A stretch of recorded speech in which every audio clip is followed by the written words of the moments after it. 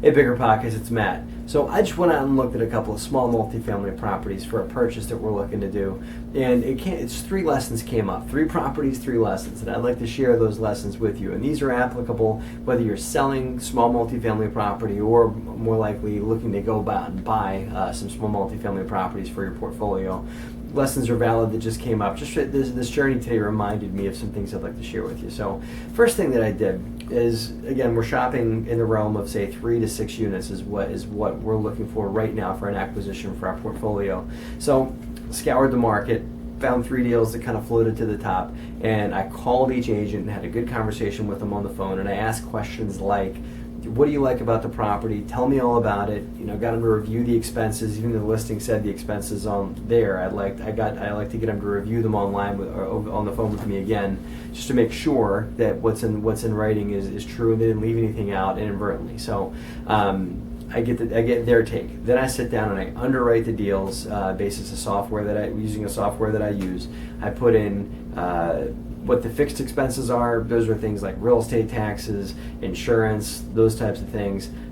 If the property has a utility bill, I put in a utility bill. Most of the time the agents can tell you those types of things. And then I put in what I call my cost. So my cost would be maintenance. So I have a certain cost that I put for maintenance that I know is about right for our portfolio in dollars per unit and what we're going to pay in maintenance fees for our staff.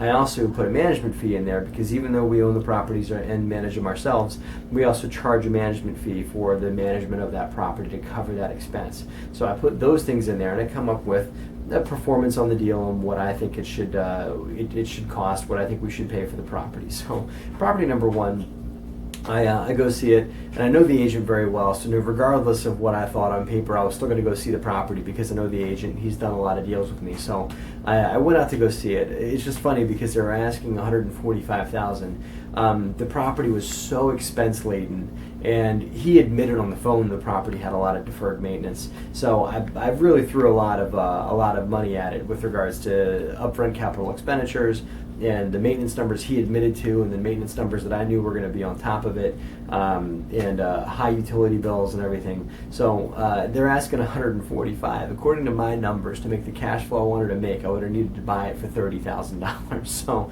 it's maybe like, oh, why even bother? Well, it's for relationship. I went to go see it, and maybe I'm willing to be wrong. So I went to go see the property, and it was just a mess. It was even worse than I thought it was. The units were in deplorable condition. They all had a bunch of deferred maintenance and stuff that he didn't recall or didn't tell me about when I talked to him on the phone. The storefront was defunct and admitted when I was there the storefront hadn't been in business, hadn't had a business in it for 7 years. It was very obvious that it really wasn't functional anymore. We need a full gut renovation to become a functional storefront again. So all in all, it was worth the visit just for the relationship, but I didn't spend a whole lot of time there, and I told the agent I would pass, and he told me he would keep me in the loop on other things that he had. So just good for a relationship to go out and meet these people, even if it's a bad deal, and that. So that's lesson number 1. Still go to the showings, even if you underwrite the deal and it's just an absolute piece of garbage. Whether you know the agent or not, go to the showing, because I promise you that's not their only listing and that's not the only deal they're ever going to come across. So go, make sure they know that you're a player, give them your business card, follow up with them afterwards and other things that they have. So still go to all your showings, never cancel if the deal doesn't make sense on paper. That's number 1. Second property I went to was listed as a triplex, and I'll get to why I say it listed as. It had a storefront and then 2 apartments. One apartment on the first floor and an apartment on the second floor. So, and it had a big parking lot around it. They're asking I think it was something like $140,000. I thought was reasonable for that part of the world that they were in, and for the rents that they said that they were getting. All separate utilities, which I really like on mid-sized, small multi, you'd have separate utilities. So, check all the boxes. I underwrote it. I was probably able to do the deal for around asking, maybe a few bucks less, but give or take around what I thought the property was worth. It was give or take what they were asking. So I was really excited about this one. So I got to see it. The agent, didn't tell us that the owner thought it would be a great idea to take that storefront and blow a big hole in the wall and combined it with the first floor apartment. So when we got there, it wasn't a triplex; it's a duplex.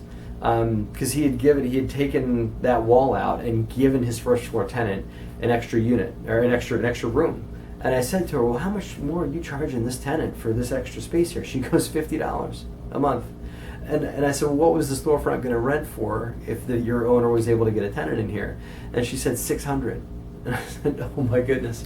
You do the math on how much money, not just in rent roll that the owner took out of his own pocket, but also in value. The property's no longer worth anywhere near the 140 or whatever it was that they were asking. It's probably worth, maybe another, say, 40 to 50,000 less than that. So I was very cordial. I did the tour. I, complimented many other, and the property unfortunately had really many other great assets. Again, separate utilities, new utilities in the basement, new boiler, new hot water heater, all that stuff. Units were very generous in size, more generous than they should have been because of this blown out wall to combine the storefront with the residential apartment.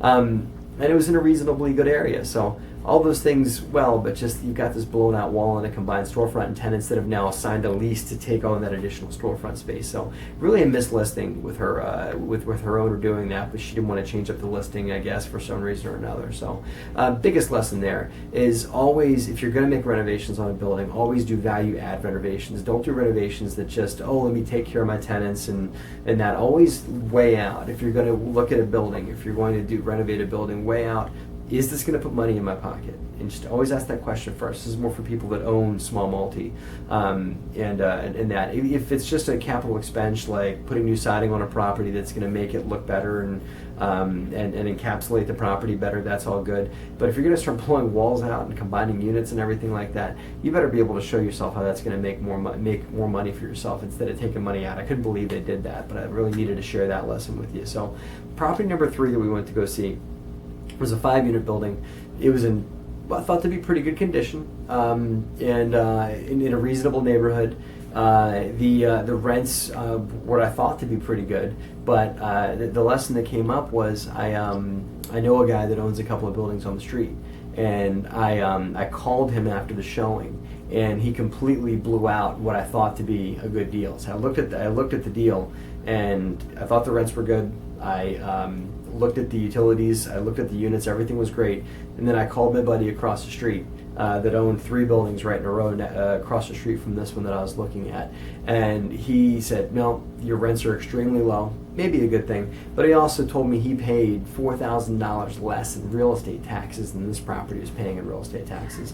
So, wow, that's perhaps an opportunity, but maybe a downside too, because it takes a while to appeal taxes in New Jersey, and that. So those were 2 things that I thought that really shook me up a bit when I looked at it, because the agent was very proud of the rents that he was getting, not realizing he's getting $100 less than the building across the street, and the building across the street has tenant paid utilities. This building had landlord paid utilities, which just really throws off the cash flow too. So the deal wasn't as good as the agent thought it was. That's perhaps the underlying thing. But the bigger lesson is make calls to other owners that own properties around the ones that you're looking at, especially if you happen to know them, asking what they're getting, what their experience of the neighborhood is, all those different things. So use every angle you have when you're vetting out a deal. We're probably going to make an offer on that last one, basis the fact that I know that his rents were low and that his taxes are too high.